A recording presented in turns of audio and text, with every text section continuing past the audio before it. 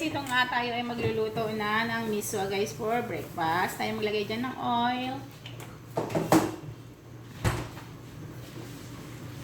Lagay natin guys ang ating sibuyas. Sibuyas lang guys ang ginagamit ko sa pagluluto ng miswa guys. Oh no, malakas.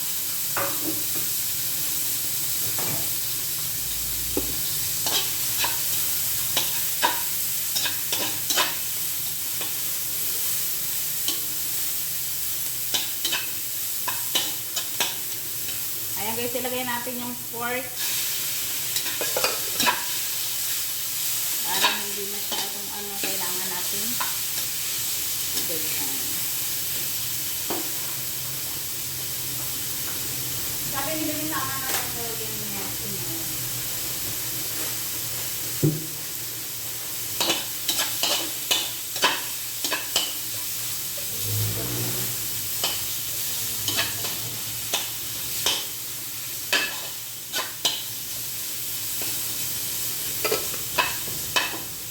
Ayan guys, ilagay natin yung ating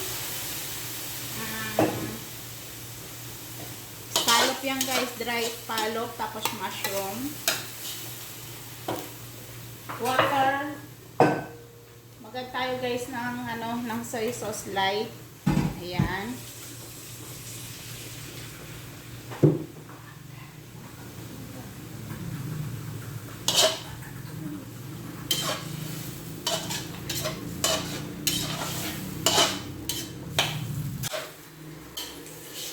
Tayo dyan maglalagay ng salt guys kasi maalat yung miso guys. So maglalagay tayo ng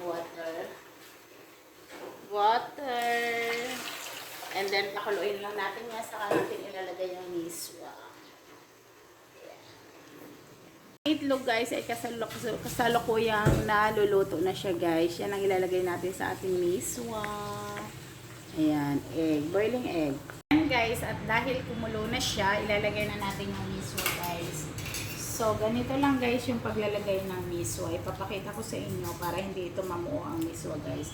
Kailangan talaga guys maraming sabaw kasi guys, alam nyo ba ang miso ay pag once na lumamig na yan ay wala na tayong sabaw na makukuha dyan. Kaya kailangan maraming sabaw.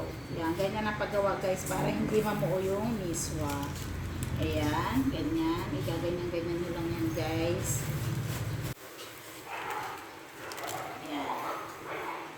Kalat nyo lang siya na ganyan. Ganyan lang kasimple ang pagluto ng miso guys.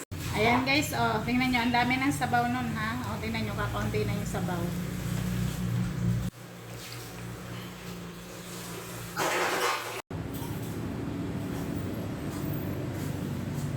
Guys, ito na yung finished product ng ating miswa. Depende na yun sa inyo kung anong gusto nyo guys. Ayan. May chicharon ako kahapon. Nilagyan ko guys. Ayan o. Nilagyan ko rin ng itlog at saka seasoning para may lasa.